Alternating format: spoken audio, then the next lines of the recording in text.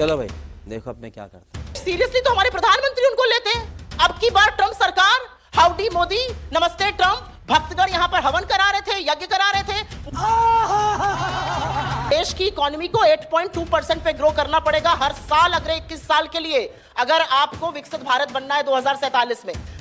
Trump रहे ना रहे, मोदी जी की उनसे दोस्ती रहे ना रहे, एप्स्टीन जाए आए, इससे हमें क्या लेना देना है। हम तो बात करेंगे भैया बजट की। बजट रुपया 92 पे पहुंच गया है, 58 पे मिला था मोदी जी को, 92 है।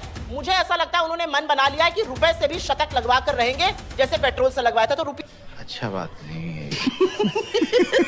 तो चलिए शुरू करते हैं। एक 7 एक्शन।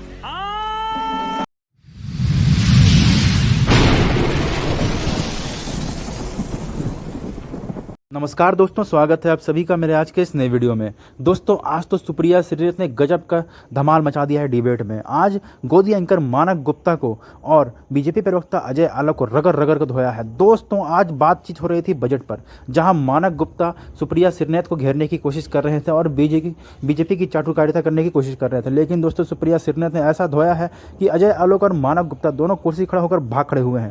दोस्तों वीडियो काफ़ी मज़ेदार है, तो आप वीडियो पूरा देखिएगा और अगर अपने चैनल पर नए हैं तो चैनल को सब्सक्राइब करना मत भूलिएगा। बजट के बाद आपने अपनी पहली प्रतिक्रिया में कहा आपको राहत है कि निर्मला जी ने यह बजट पेश किया। बहुत इसलिए कैसे राहत हो सकती है? वित्त मंत्री तो बजट पेश करते हैं। अभी मजा आएगा ना भिड़ो। इसमें किस बात की राहत की बात है? तो सबसे पहले तो मानक जी आपको, मेरे फेलो पैनलिस्ट को और यहाँ पर बैठे हुए हिंदुस्तान का भविष्य और युवाओं को मेरा नमस्कार और आपके व्यूअर्स को मेरा सादर प्रणाम। मुझे इसलिए बड़ी राहत महसूस हुई क्योंकि बजट के कुछ ही घंटों पहले डोनाल्ड ट्रंप खड़े होकर हिंदुस्तान की घोषणा कर रहे हैं कि हम वेनेजुएला से तेल खरीदेंगे, हम ईरान से नहीं खरीदेंगे। तो भैया आर्थिक नीति वो बना रहे हैं, वो बता रहे हैं कि आपको रशिया से तेल खरीदना है, वो बता रहे हैं हम किससे तेल खरीदेंगे, किससे नहीं खरीदेंगे, हम कब सीज फायर करेंगे, कब नहीं करेंगे, हम चाबहार में रहेंगे कि नहीं रहेंगे। तो मेरे मन में एक डर और संशय आ गया, कहीं ऐसा ना हो कि बजट भी कोई अमेरिकन आके पेश कर दे, ट्रंप या उनका कोई पिछलग्गू आके बजट पेश करने लगे।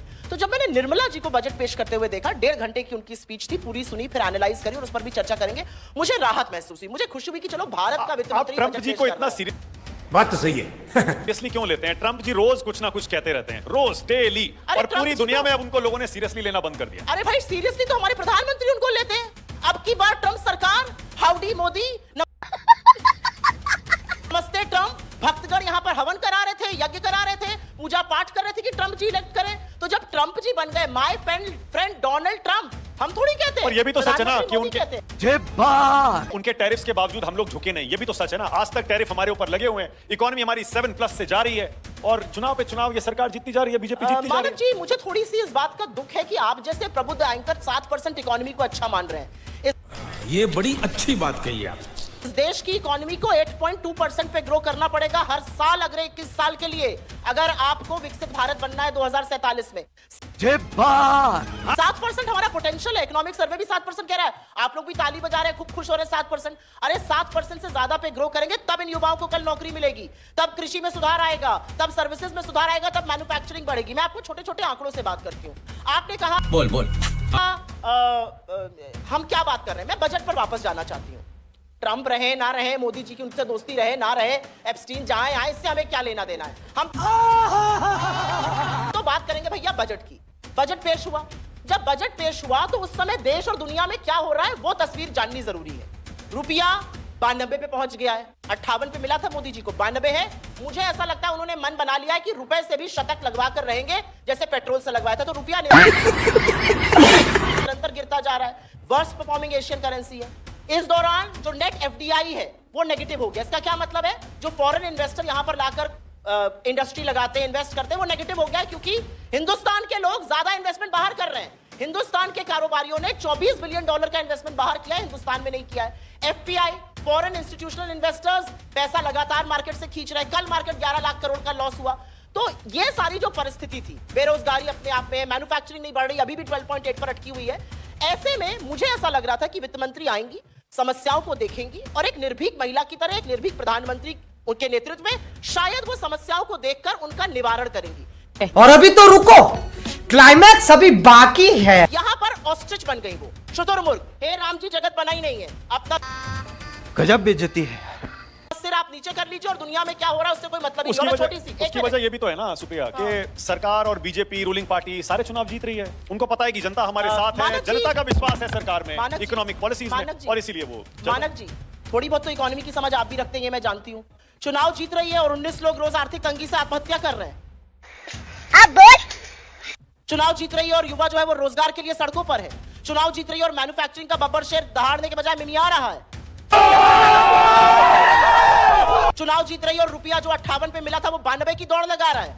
चुनाव जीत रही है और अमेरिका हमारे ऊपर 50% टैरिफ लगाने की हिमाकत कर सकता है, हिंदुस्तान का सबसे बड़ा ट्रेडिंग पार्टनर। चुनाव जीत रही है और $37 बिलियन का जो ट्रेड डेफिसिट चाइना के साथ 11 साल पहले था वो $116 बिलियन पर जा पहुंचा है। क्या बात आप लोग करते हैं? असलियत ये है कि जो मार्केट की, जो इकोनॉमी की और जो फाइनेंशियल पोजीशन इस समय है वो बजट के आंकड़े भी, और इस पर मैं चर्चा जरूर करूंगा। डेड इकोनॉमी है। नहीं, मैं आपको बताती हूं, आप 2025-26 के जो कल आंकड़े बजट में प्रस्तुत हुए उसमें देख लीजिए। कैपिटल एक्सपेंडिचर पिछले साल मुझे याद है खूब ताता थैया हुआ था मीडिया में। Capital expenditure 12 lakh crore, 12 lakh crore. Capital expenditure चुपचाप 1,44,000 करोड़ काट दिया गया।